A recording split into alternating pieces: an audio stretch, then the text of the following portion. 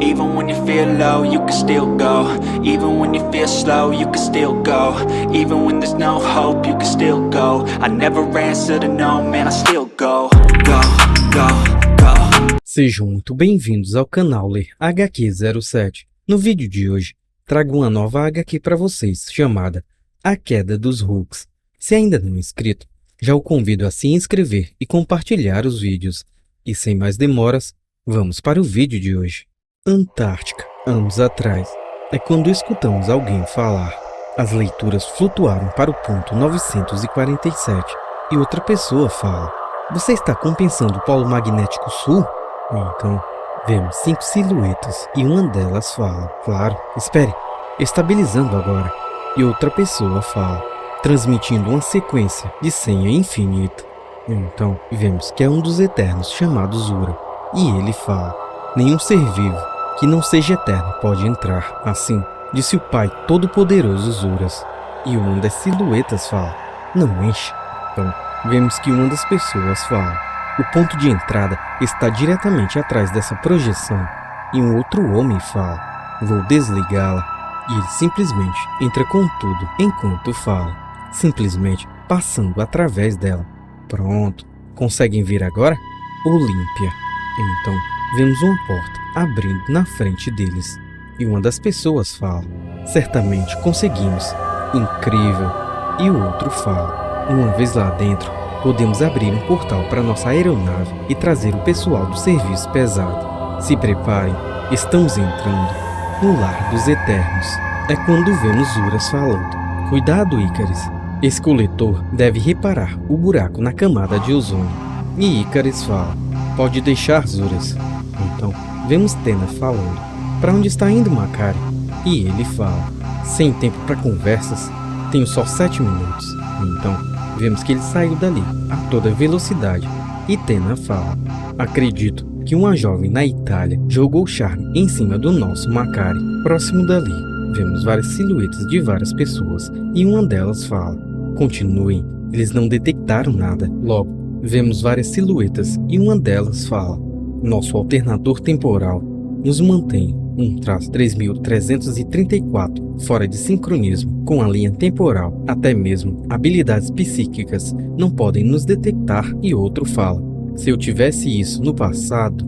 Então, vemos outra pessoa falando: é inútil sozinho. Ele precisa de toda a sua rede temporal para processar a alternância. Então, vemos que uma das pessoas é o líder. E ele fala: esta sala é aqui, encontro de pensadores. E a narração do líder nos fala: esse foi o nosso primeiro e maior sucesso juntos. Esse saque de estudos arcanos foi o começo do fim. Então, vemos vários vilões, e um deles fala: contém a maior parte delas pelas nossas pesquisas. Esses Eternos existiam na época da biblioteca original e salvaram a maior parte dos manuscritos do Fogo de César. E outro vilão fala: alquimia, transmutação, isso seria coisa de charlatões se não houvesse ciência real por trás disso. E a narração do líder continua: imaginei o exército de super-humanos procurando pelo planeta. Quando eles souberem que os titãs mentais desse mundo se uniram, mesmo que esporadicamente, e esse incomparável poder cerebral só pode ter sido reunido por um homem de grande visão, o líder. E a narração continua: o primeiro supergênio que me aproximei foi Bentley Whitman, o mago. Então, vemos ele falando: está ficando ainda melhor. Não existe salvaguarda protegendo a remoção desses artefatos, exceto, é claro, por 13 milhões de quilômetros quadrados de gelo e temperaturas abaixo de zero. Logo, vemos uma luta entre vários vilões e o Quarteto Fantástico. E a narração nos fala: ele tinha o maior potencial para trabalhar em grupo, tendo até criado seu próprio quarteto terrível.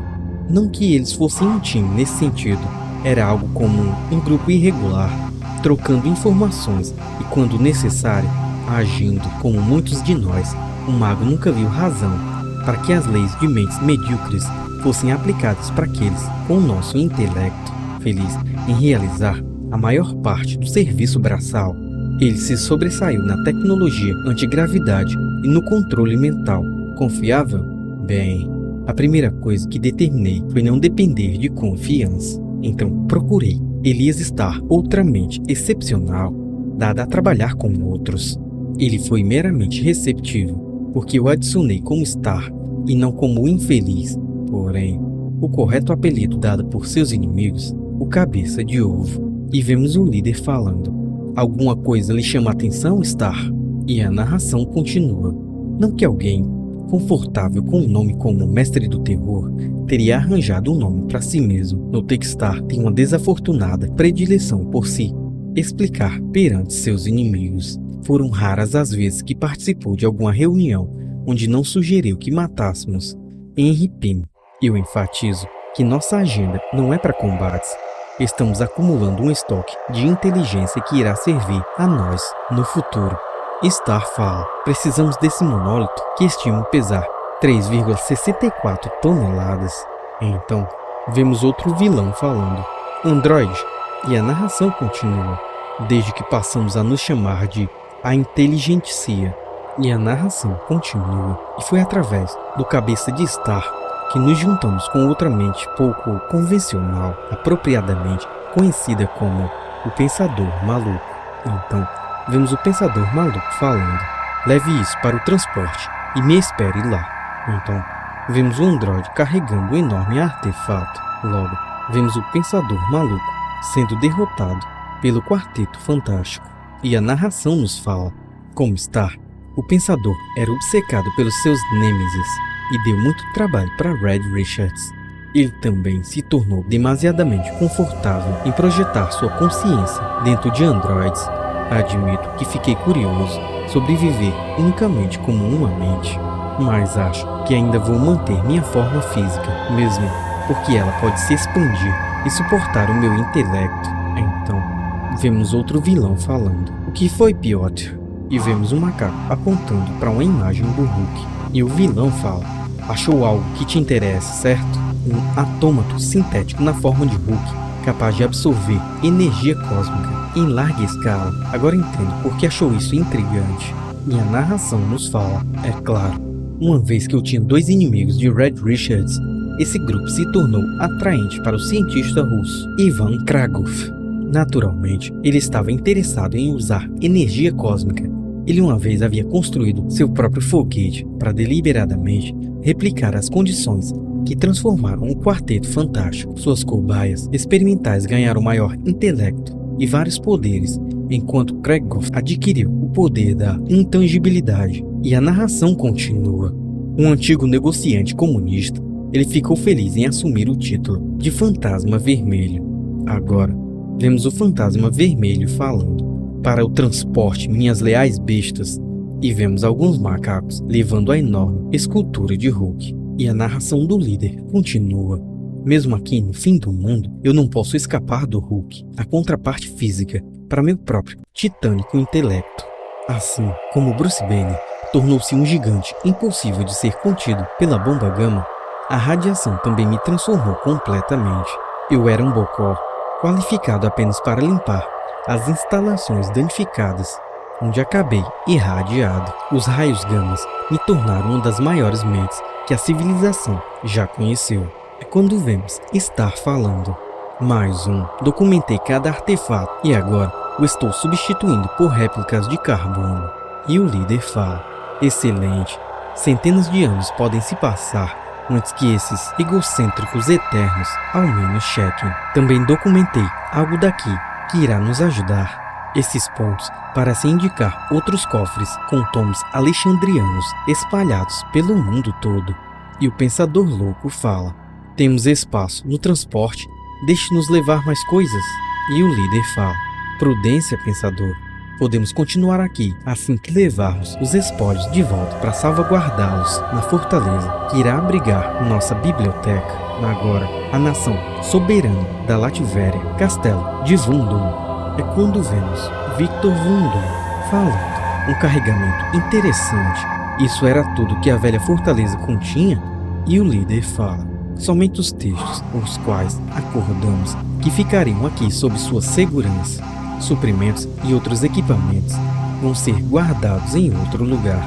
E o Fantasma Vermelho fala: como combinado anteriormente, Vundum, é quando vemos Victor Vundum falando. Vocês supuseram que eu tomaria conta de seus espólios? Eu me referia ao conhecimento, o conjunto de pensamentos que reunimos foi arrumado para criar uma forma piramidal teórica. Nos faltam apenas 2 disciplinas. E o pensador louco fala. O líder chegou à mesma conclusão. E vemos o líder falando. Os cofres remanescentes ficaram ao sul e a oeste.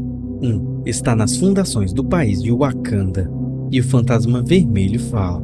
Altamente fortificada, o Garra Sônica sempre foi derrotado lá pelas mãos do Pantera Negra. E o líder fala. Você notará que ele não estará nesse grupo. E a narração dele nos fala. Começamos os preparativos para a missão wakandiana, mas sofremos contratempos em nossas carreiras individuais. Muito do nosso tempo foi gasto secretamente salvando uns aos outros. Quão confuso deve ter sido para nossos inimigos quando escapamos e enganamos a morte regularmente. Para evitar que qualquer um descobrisse a conexão entre nós, sempre ajudamos aos não afiliados. Homem-Areia, Homem-Absorvente e Garra Sônica, em particular, acreditavam ser imortais, mas muito frequentemente ajudamos a reconstituí-los. Nós obtivemos uma grande compreensão de possíveis forças inimigas e prisões que seriam usadas para tentar nos deter. Agora, vemos o projeto Pegasus. E Star fala. Malditos sabotadores já roubaram um projetor mais moderno e o mago fala. Alguns ladrões industriais liderados por uma mulher do futuro, Tandra. E a narração do líder nos fala. A única desvantagem disso é que alguns de nós ganharam a falsa impressão que sempre teriam uma forma de serem salvos.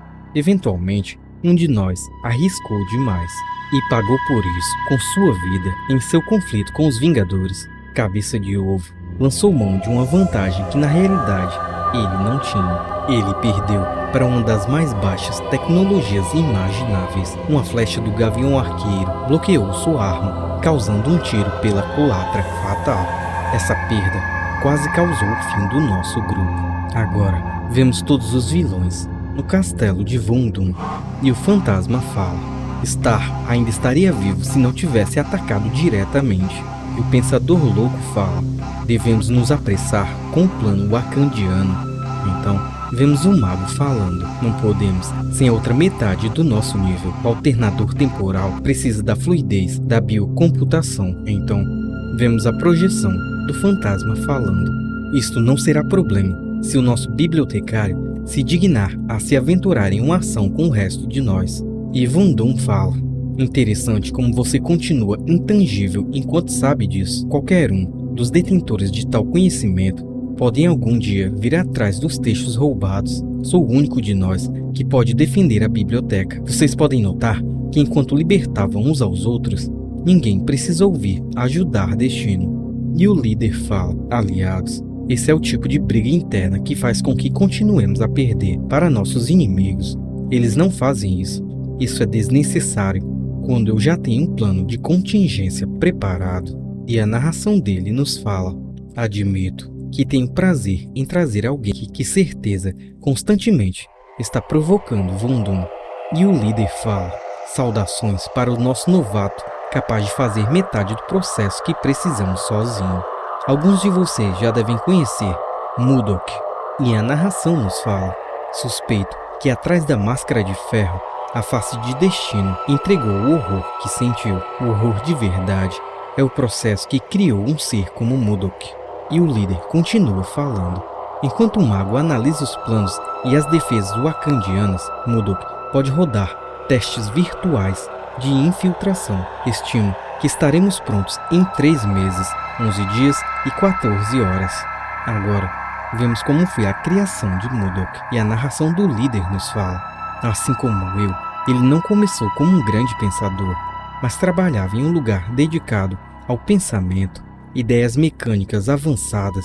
Como um empregado da IMA, George Tarleon dava continuidade aos seus experimentos desenvolvidos por seus superiores para destravar o potencial mental. Agora, vemos ele sendo completamente dominado. E a narração continua. Então, um dia ele se tornou o experimento. Tarleton foi sujeitado a um doloroso processo que tornaria ele um organismo mental desenvolvido unicamente para computar. Logo, vemos ele matando os cientistas e a narração nos fala como a IMA imaginou que poderia controlar tal inteligência. Não consegui ter ideia. Darlington liberou sua poderosa energia cerebral em seus superiores, ganhando um título modificado para sua capacidade assassina. Então, ele exerceu o controle psíquico na organização e se tornou o cientista supremo da IMA. Agora, a nação de Wakanda, 3 meses, 11 dias e 3.871 horas depois, é quando vemos alguns vilões. Porém, eles estão imersos em uma distorção temporal. E um deles fala: os sentinelas não notaram nada, mago. E o mago fala: claro que não. Porém, vemos um velho homem assustado e gritando. E um dos vilões fala: de alguma maneira, esse velho consegue nos ver. E MODOK fala: o minério de vibrânio daqui causou mutações no passado. Seus sentidos atravessam distorções temporais. E o fantasma fala: podemos corrigir isso? E MODOK fala: sim. Então, vemos que MODOK ataca o velho homem.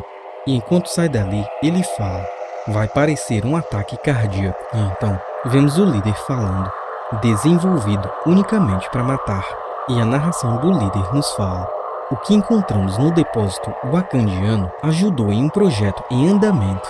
Antigos wakandianos descobriram como manipular nuvens de tempestade para juntar energia cósmica, criando o caminho que provavelmente atraiu para baixo os meteoritos de vibrânio. No castelo de destino, projetamos um raio de tachyons baseado nestes princípios e vemos o fantasma falando: pode levar centenas de anos.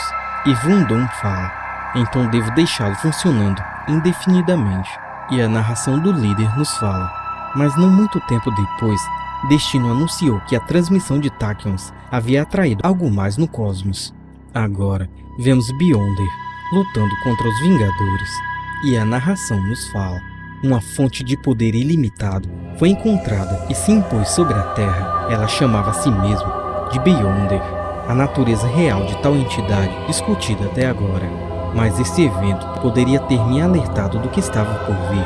Enquanto Beyonder manipulava o poder do planeta, Destino tentou e brevemente obteve o poder da entidade para si. Estudamos o evento cuidadosamente e nos aproveitamos ao máximo das consequências. Agora vemos os vilões segurando os restos do simbionte Venom. E o Pensador Louco fala: estimulem-no, ele deve ser capaz de detectar um hospedeiro perfeito fisicamente. E a narração continua: reviver o agonizante simbionte Venom, trazido à Terra por intermédio de Beyonder, causou muitos problemas para nossos inimigos. Enquanto o mundo estava distraído, determinamos as novas localizações que iriam saquear rapidamente. Era hora de começar de novo. Apesar de nosso objetivo coletivo ser adiado, meu corpo progrediu muito. Buzz Edwards, da Força Aérea. É quando vemos o mago falando: líder, achei algumas brechas em sistema de satélite. Nada de valor. E o líder fala: baixei elas mesmo assim, já volto. Vou ver algumas espécimes que talvez eu queira coletar. É quando vemos MODOK falando para o líder: suspeitei de segundas intenções quando escolheu essa base. E o líder fala: sério? O que fez você suspeitar, MODOK? E MODOK fala que isso estava sob o comando do general Thunderbolt Ross. Esse espécime é perfeito para manipulações genéticas. Sei disso há algum tempo devido ao meu programa Arpia. E o líder fala: se ela puder ser revivida, ela foi envenenada pelo sangue tóxico do Abominável. Então, vemos o corpo de Beth.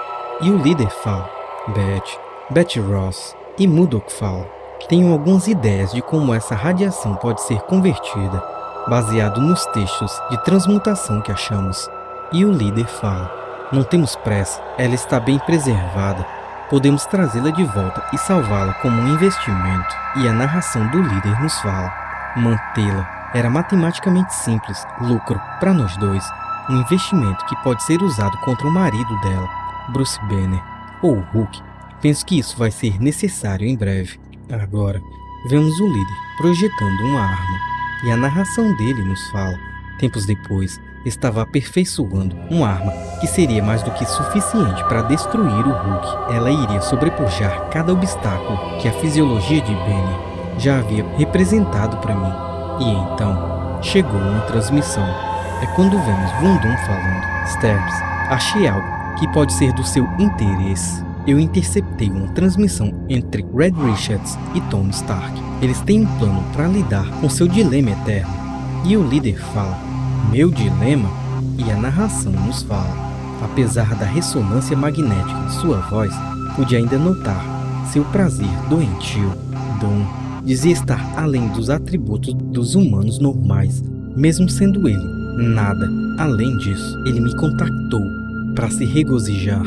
E Von Doom fala: eles estão em processo de enganar Bruce Banner. Ele acredita que assim que terminar uma missão, eles o trarão de volta para a Terra. Ao invés disso, pretendem dar um término ao Hulk para sempre, enviando-o para um mundo distante para que ele viva sozinho. Realmente, parece bem simples.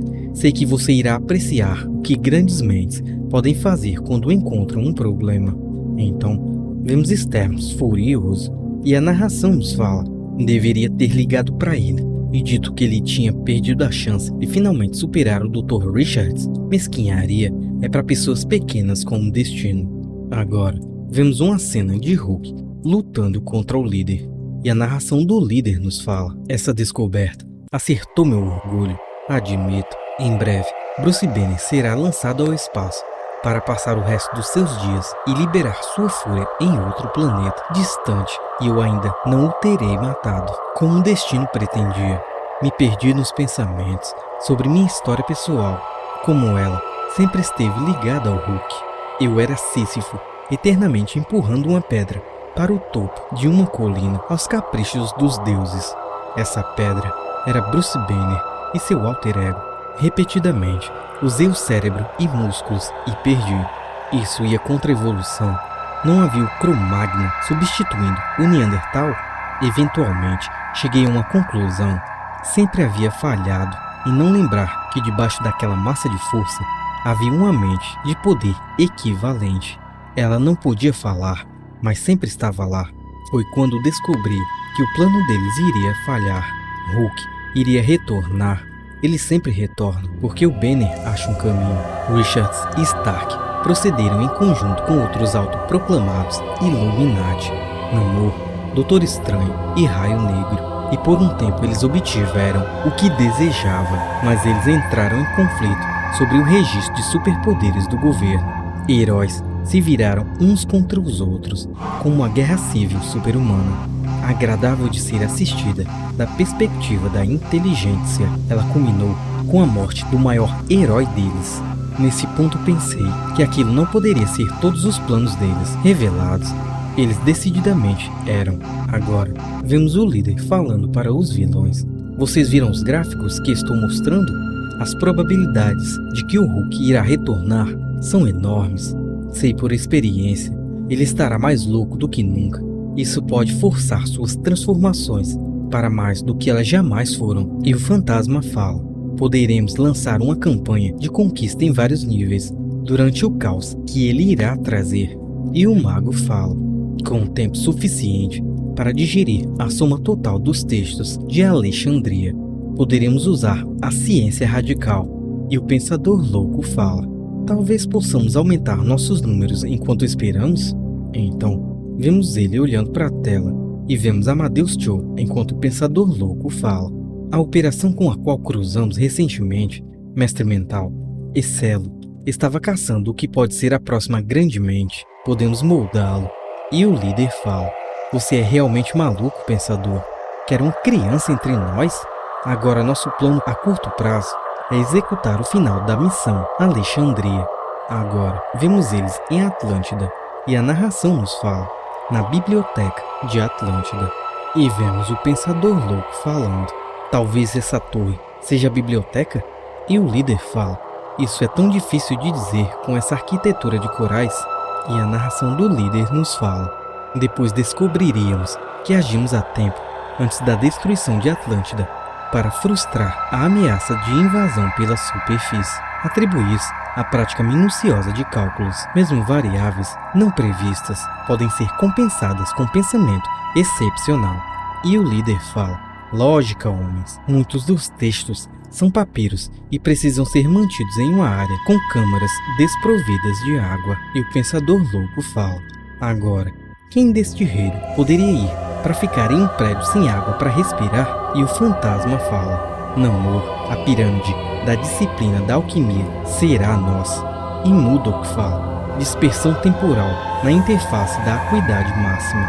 Agora, vemos todos eles voando em um jato. E alguém fala: manter todo esse conhecimento adquirido não é suficiente, mas agora devemos trabalhar para eliminar nossas contrapartes intelectuais. Me enerva admitir que eles sejam nossos equivalentes. E outra pessoa fala: nunca. E outro vilão fala: finalmente, Destino tem seus robôs prontos para carregar nossa carga, sem precisar ser lembrado disso. E vemos os Destinobos carregando as cargas. E o líder fala para Destino: terminamos isso. E Destino fala: então, conseguiram?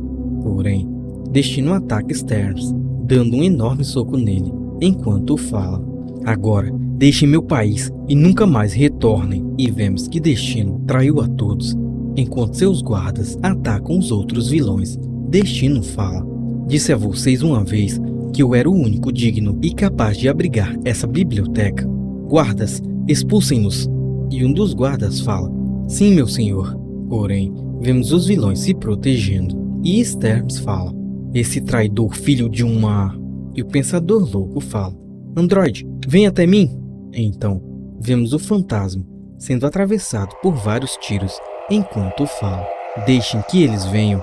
Vocês não podem matar um fantasma. Peguem-nos. É quando vemos os macacos atacando os guardas. E Mudok fala: você destrói os Dumbots, eu devo tomar conta dos homens. Então, vemos que Mudok usa seu poder para fazer todos os guardas atirarem uns nos outros.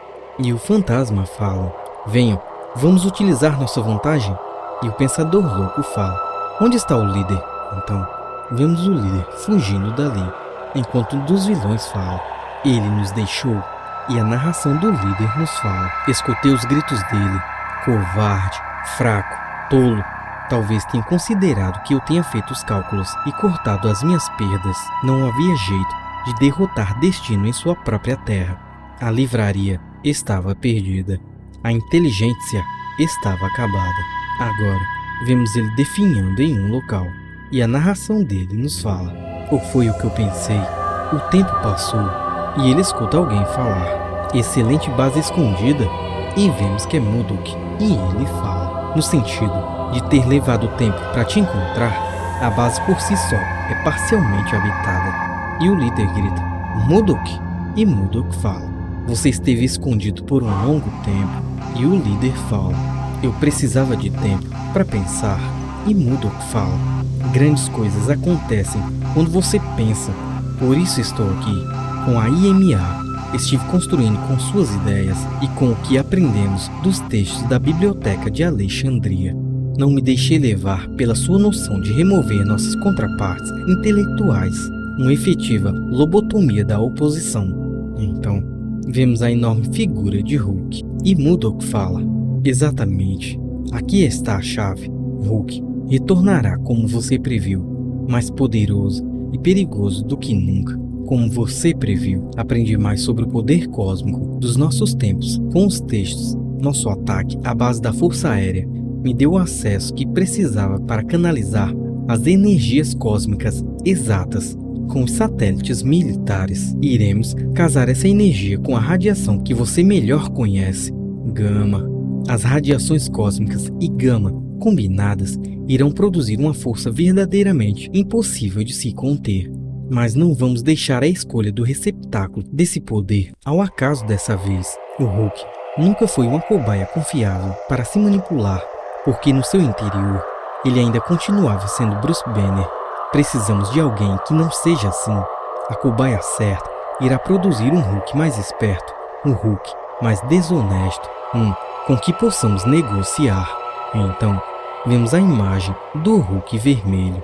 E Mudok fala: Todos aqueles que algum dia erraram com a gente irão cair, até mesmo o destino. Nós nivelaremos o campo de jogo literalmente. Nossos antigos aliados estarão melhor preparados e iremos ter o reforço da Força Suprema. Tem uma cobaia perfeita para realizarmos tudo isso, para se tornar nosso novo Hulk vermelho. Continua. E então, galera, o que acharam desse primeiro capítulo? Comentem aqui embaixo, curtam e nos ajudem compartilhando os vídeos. E até o próximo vídeo. Valeu!